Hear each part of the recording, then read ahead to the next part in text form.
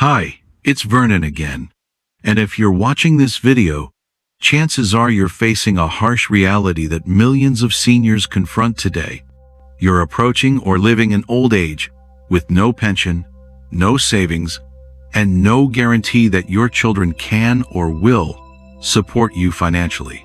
Today, I will reveal 3 proven approaches that real people are using right now to achieve senior financial independence without traditional retirement funds. Each approach is rooted in ancient wisdom, but perfectly applicable to modern circumstances. These methods don't require you to be tech-savvy, physically strong, or exceptionally talented. They don't require startup capital, good credit, or family connections. What they require is a willingness to think differently about wealth, security, and what it means to thrive in your later years. If this resonates with you, make sure to hit subscribe and turn on the notification bell so you never miss an update. Don't forget to share this video with someone who could benefit from these strategies. Now, let's dive into the first strategy that can help you break free from the financial constraints of traditional retirement plans. Way number 1. The alchemy of skills into gold. I want to share my own story with you all, especially for those of you who are over 60, feeling like you've been forgotten or left behind. I discovered that my lifetime of accumulated knowledge was worth more than any pension could ever be. I worked for 40 years as a maintenance supervisor at a manufacturing plant. When the company downsized, I found myself with a small severance, minimal retirement benefits, and what I thought was an outdated skill set. For many people over 60, this scenario can feel like the end of the road. Society tends to make us believe that our worth diminishes as we age, that when we reach a certain point, our skills and abilities are no longer relevant. But that's far from the truth. Here's where my story turns into something far more powerful than just a financial tale. It's about the hunger for a deeper sense of purpose, something all of us yearn for, especially when we've been told to slow down or retire.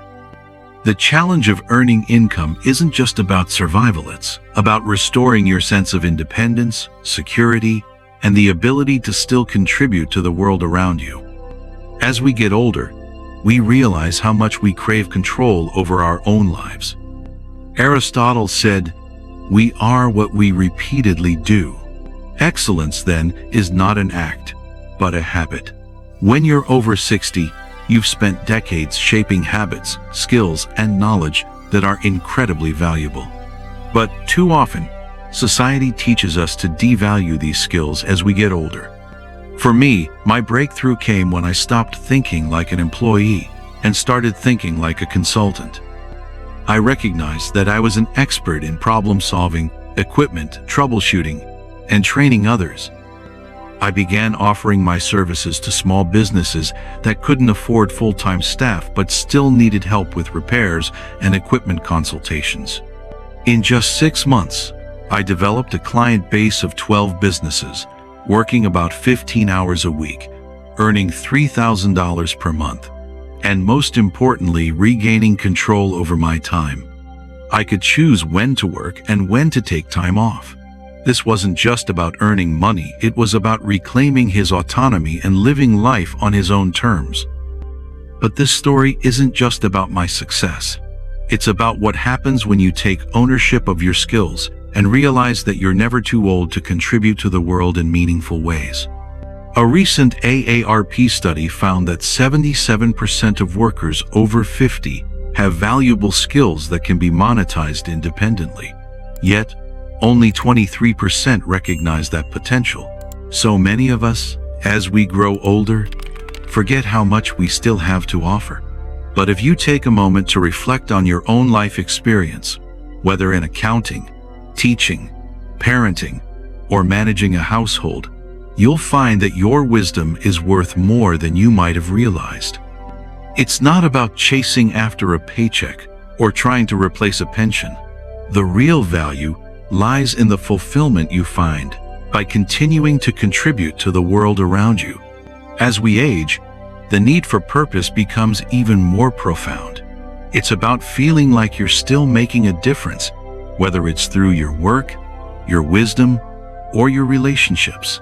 Dignity comes from knowing that you still have something valuable to offer, regardless of how much money you have in the bank. And that's why the solution isn't just about financial independence, it's about self-empowerment and realizing that your value doesn't decrease with age. Whether you're helping others with your expertise, like Robert did, or pursuing something entirely new, there's no limit to what you can achieve when you embrace your skills. Even when life feels uncertain, skills-based income is one of the ways to take back control and thrive in your later years. And it's not just about money, it's about living with purpose, dignity, and confidence. But skills-based income is just one part of the journey. There's something else even more powerful that can be used to continue building a rich, fulfilling life as you age. Way number 2. The community currency revolution. 6 months ago, my sister Eleanor, who's 69 and living on Social Security alone, shared something with me that completely transformed my understanding of wealth. She told me that she hadn't paid for a meal, a car repair, or house maintenance in over a year, and she's never been happier or felt more secure. Eleanor had discovered something that ancient communities understood but modern society has forgotten. True security doesn't come from accumulating money. It comes from becoming indispensable to a network of people who support each other. This is a powerful realization for those of us over 60 who may feel isolated, forgotten, or dependent on traditional financial systems that can no longer serve us. What Eleanor uncovered is the essence of the community currency revolution, building mutual support systems where the value you give and receive is measured not in dollars, but in the trust, knowledge, and relationships you cultivate. It's a system where true wealth is not a sum of money but a sum of human connection. Benjamin Franklin, one of the wisest observers of human nature, wrote, "An investment in knowledge pays the best interest." But Franklin also understood that an investment in relationships pays compound dividends that extend far beyond money. The bonds we form with others, especially later in life, become the true wealth we can rely on, providing not just material support but emotional and spiritual sustenance. Eleanor's transformation began when she joined a time bank in her neighborhood. The concept is simple yet profound. You contribute services based on your abilities, and you receive services based on your needs. 1 hour of service earns 1 hour of credit, no matter what type of service it is. Eleanor spends about 8 hours a week helping other seniors with tasks like paperwork, organizing homes, and offering companionship. In return, she receives help with home maintenance, transportation to medical appointments, grocery shopping, and home-cooked meals. Her neighbors have become her safety net, and she has become theirs. But Eleanor's story illustrates something deeper. Research from the Stanford Center on Longevity shows that seniors who participate in mutual aid networks report 40% lower anxiety about financial security and 60% higher life satisfaction compared to those who rely solely on monetary resources. This approach is not only accessible, but incredibly empowering. Start by joining or creating a local time bank where you exchange services based on your skills and needs. Whether it's helping with organizing, offering tutoring, or providing companionship in exchange for repairs, groceries, or transportation, you build a reliable network that functions as a social currency, making you feel both supported and valuable. The beauty of this approach lies in its simplicity. The practical steps for joining or creating these systems are more accessible than you might think. Many communities already have time banks, senior service exchanges, or mutual aid societies. Religious organizations, community centers, and neighborhood associations often coordinate these activities. It's worth checking with them to find existing networks. And if one doesn't exist, consider starting a small group with friends or neighbors. Each person can contribute their skills and create a valuable resource to help everyone thrive. If no such system exists in your area, you can start small. Begin by identifying 3 or 4 neighbors or acquaintances with complementary skills and needs. Propose a simple exchange. Perhaps you help with technology issues in exchange for garden produce, or you provide transportation in exchange for home-cooked meals. The key is to formalize these arrangements enough that everyone feels the exchange is fair and reliable, but to keep them flexible enough to adapt as circumstances change. This community currency approach addresses one of the biggest fears many seniors face about aging without traditional financial security: the fear of becoming a burden. Instead of being dependent on family members or government services, you become part of an interdependent network where everyone both gives and receives value. Have you ever considered how building a community support network could transform your financial and emotional well-being? What skills or resources could you offer to help others and, in return, receive the support you need? Drop a comment below and share your thoughts or any experiences you've had with mutual aid systems. I'd love to hear how you're building connections in your own community.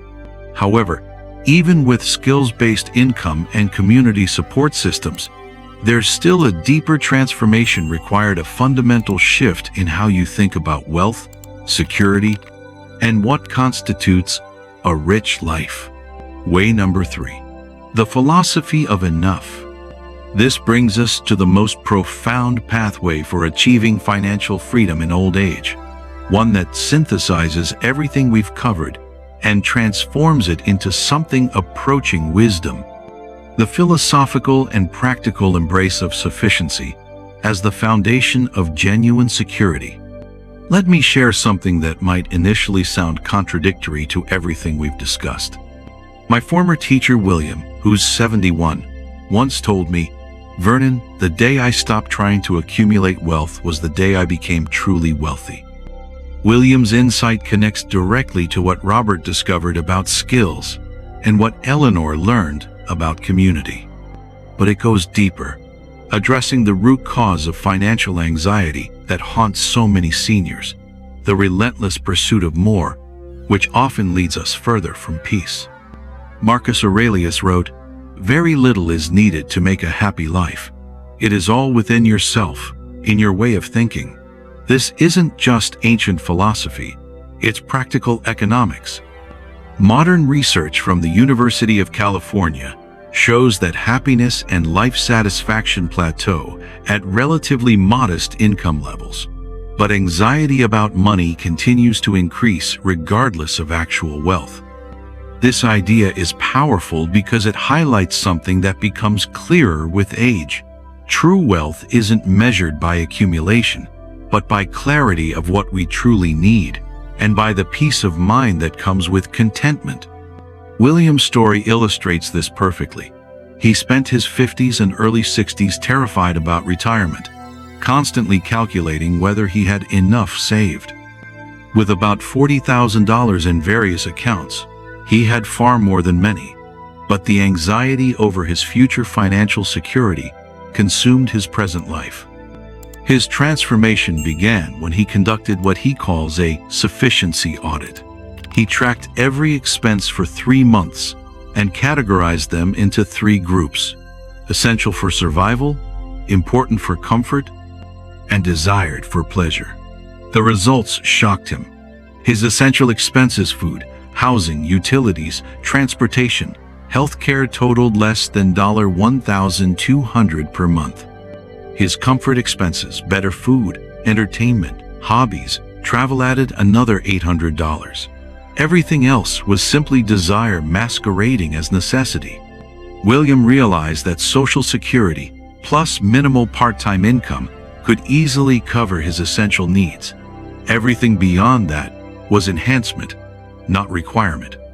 This shift in perspective transformed his relationship with money from a mindset of scarcity and fear to one of abundance and conscious choice.